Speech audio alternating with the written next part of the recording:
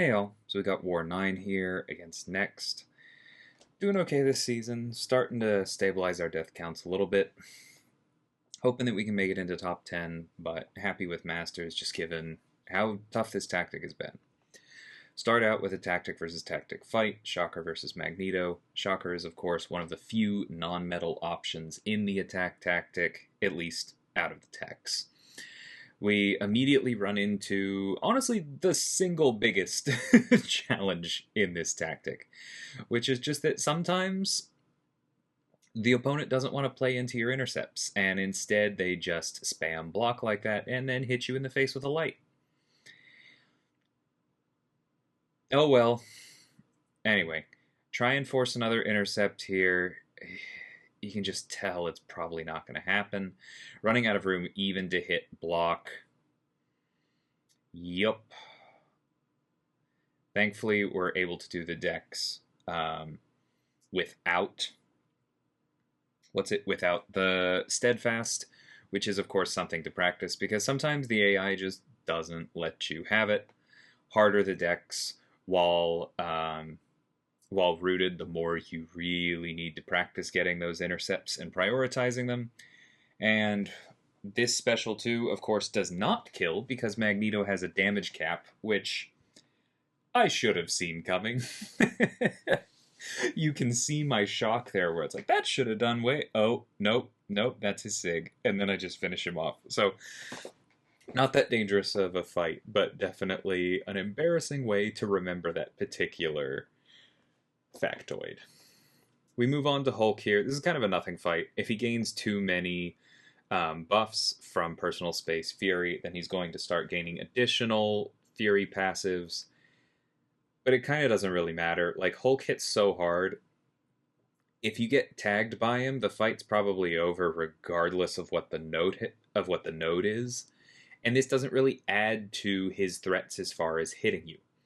So, not a whole lot going on here. We just need to make sure we don't get hit by the special one, because even though Photon is somewhat resistant to stuns and that she goes untouchable, it's not nearly enough to deal with the fact that Hulk stuns for ages and ages. So we're not going to rely on that. We're going to be very careful about baiting out these specials, very intentional about our timing, and then punishing them to get our pauses, and just closing this out. And this special 2 should do it. There we go. Nice and easy. Moving on to the next one, we have Weapon X here on Hazard Shift Bleed Shock. This is the only reason I've brought Nimrod, because Photon could probably eventually get this down from sheer brute force, but it is so not worth it against somebody who's immune to Petrify or Despair, right? Terrible idea. So we had a spot on the team, so we're bringing Nimrod. I don't mind hitting once or twice in the shock mode to build power, but it's not our primary goal because, remember, of course, robots do not have access to willpower, and so we do not want to underestimate the danger of that chip damage. And here, I feel like I get hit somewhere in here. Maybe not. I guess I do avoid the full combo at the wall, build some space, take a couple shocks, just to keep us out of the wall, right? I'm willing to take that hit. We're back in the bleed mode, trying to get up to our special 2, get another parry there. And here we go. So we did get up to 10 charges first, which is of course important, so that we go into Eradicate. Y'all have seen Nimrod versus Weapon X. He's one of the best at it. You just gotta take it slow and not stack 8 or 10 shocks on yourself, and ideally make sure you don't get clipped. Moving on, we have Photon versus Doom here. The one difficult thing about this fight is that it's just going to be a little bit slower than normal Photon versus Doom fights because we can't, well, we can just parry heavy to get the Sunder off. But doing so would trigger one eye open, and so we would take damage back that I don't really want to take back. We're trying to wait out the aura here. See, there's that special one, and I just mess up the punish. So we don't get the pause. That is unfortunate. I will say if you are going to do the Sunder and intentionally trigger one eye open, then it's best to make sure that you do it before you go into pure light form so that the minimal amount of damage is reflected. Here we do get the punish. Note that now our untouchable is back on cooldown, so having shocks on us is not as much of a risk. You really want to be careful with how close Doom is when you have these shocks on you while that is on cooldown. So if I had not had a special ready to throw here, I would have backed up and just waited out the shock to make sure that he didn't slap me again. You can dodge one every once in a while, which is definitely one of the most fun parts of Photon versus Doom, but do not assume it will always be up. And we move on to our first mini-boss here, which is America Chavez on the right back at it mini. This is just kind of a long, annoying fight, right? Photon is quite good for it. Her damage relies on inflicting debuffs, not on maintaining them. Having the energy vulnerabilities on the opponent is definitely helpful, but the important part for her, first and foremost, is just getting to pure light form, which honestly means that I made a mistake in this fight. I don't know why I threw a heavy right away.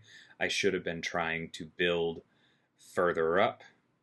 Maybe I could have thrown a heavy once I had pushed her over a bar if she wasn't cooperating and throwing her specials. But yeah, I'd be a little bit further along if I didn't do that. Anyway, when she does throw her heavy, we're ready for it. We hit immediately after the first hit to keep her in the orange dimension so that we can safely push her to the special 2 without worrying about it being unblockable. There she goes and gets the negative zone, so now it will be unblockable. So now I don't necessarily mind pushing her to the special 2, but I want to make sure I activate a different dimension before I do. So I'm very aggressively baiting the special 1. I push her to the special 2 here, knowing it will be unblockable, but then intentionally bait out a heavy, hit right after the first one, and now we can block it again. Here we go. We punish and immediately throw our special 3. This is going to give us a little bit of regen, but also get the protection down so that we can take advantage of having all of our Furies and get a nice little damage window in. She does throw immediately, has 2 dimensions up, so more power gain. Not ideal, right? We're not getting any energy vulnerabilities. We push her to another special 2, block this as well because orange was the most recent one.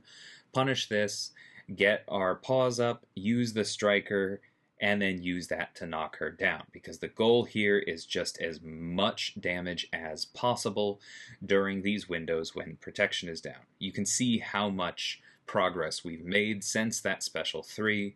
This is going well. We throw the special 2 here despite knowing it won't do a lot because it will cause us to go untouchable, so we can stand wide open, not trigger Mystic Dispersion, get another special 1 out of her, get another pause, and then immediately go into a second. This is going very well. I forget if we get her down before we run out of pure light form. It looks like no, but now we just have the Fury from the node and protection is down, and so I think we can finish this out with the striker here. 1 hit after it. There we go. So 2.5 minutes, half of the available time. Not the fastest fight, but quite a safe one as long as you understand Chavez's kit. Moving on to Dani Moonstar. This is one that I stopped in between and just dueled even more than I did before I started my fights, just a refresher, because I have a fair amount of practice intercepting Dani from the Alliance Quest Miniboss on map 8, but she still kind of spooks me, right? Sometimes she doesn't really let you, and this node in particular, with the extra power, leaves you smaller windows to intercept her. Plus, sometimes she will do that, and when you think you're going to get an intercept, you instead just trigger her illusion. So we have the taunt, we have the steadfast, we're okay. But she is so annoying. Now, right here, I probably shouldn't have gone for another intercept. Sorry, not right there. It's going to be right after this special one. And here's the risk we talked about. Bam! Light intercept to the face. So if I had just blocked and thrown my special 2, this fight would have been over. Because I had 60 charges against a mutant. I was so safe. But instead, I had 22, and now I've just taken an incredible amount of block damage here, and I have to build to a second special 2. Thank God I do have the striker. And so we get through this, but like literally by a second left on that taunt, so I didn't just get eaten by the special 2. It is possible to get Dani's special 2 decks down. It's something I've been working on, mainly for AQ. It's just Hitmonkeys. It's not that bad, but I shouldn't have needed to even feel like I had it, right? I had the charges. I should have closed it out. That is definitely one of the big things about this tactic, right? You have to understand the difference between the fights where you can play more traditionally, where you can make sure that you're safe and then close things out with overwhelming force. You've seen some of those fights. They're the ones where the opponent has like 60,000 health left and I do a 400,000 hit medium. There's nothing wrong with doing that because it's very safe. But you do have to understand the difference between those fights and the ones that you have to close out, right? So we got the taunt here against Apocalypse. This is very much going to be one that we close out. We hit him there. We just need him to throw this special 2. Yep, there it is. So we're going to block these and then Dex out of the end. And now we are in the shock part, so we'll just close this out, right? The degen on us hurts. That is going to be an inequity trigger because our opponent's probably running that, but this should still be enough. Yep, there we go. Plenty. So that one, I go for the taunt early, because going for the taunt early is very important.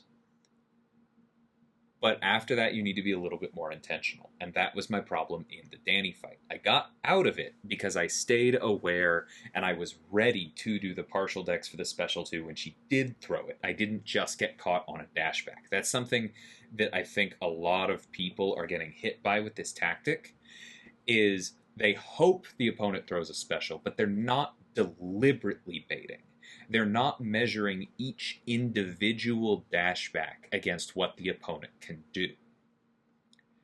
And so when the opponent throws a special, they get caught off guard, and against this tactic, that usually just means you die.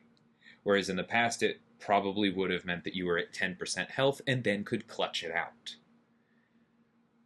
It's more punishing now, but there are ways around it. You can avoid finishing your combos, right? Against a tactic like this, when specials are the threat, as a default, I don't finish my combos. My default becomes 4 hits, medium, light, light, light, back off, and wait. And that is going to set you up better for then dexing again, for avoiding the first hit, or for knowing you can block it and then dexing out of it, right? It's an opponent to opponent change that you need to keep in mind. You have to understand the matchup you're doing. You have to duel for this. But the key, I think, really comes down to getting that first intercept, being aggressive about it. You saw me accept getting hit here a few times and being completely okay for it because I was going for that first intercept. And then it's about baiting deliberately so that when they throw it, you're ready. And then it's about knowing to pick your moment. Do I build through another cycle? Do I have to make sure that I can get another taunt? Do I have to make sure I can survive another special? Do I have to push to a special 3 because I have an invulnerability boost that will survive that but not the special 2? Or do I have to close it out? Can I close it out? Can I use the resources I've accumulated in this fight and finish it now before it's a problem? You've seen me correctly make that determination several times, and you saw it this war almost cost me in the Dani fight because I made the wrong call. I let it become a habit to go for the taunt again, which is generally smart, rather than close things out. And that's how I want you to be thinking about this tactic if you're having trouble with it. That's what you should be thinking about in every single tactic fight.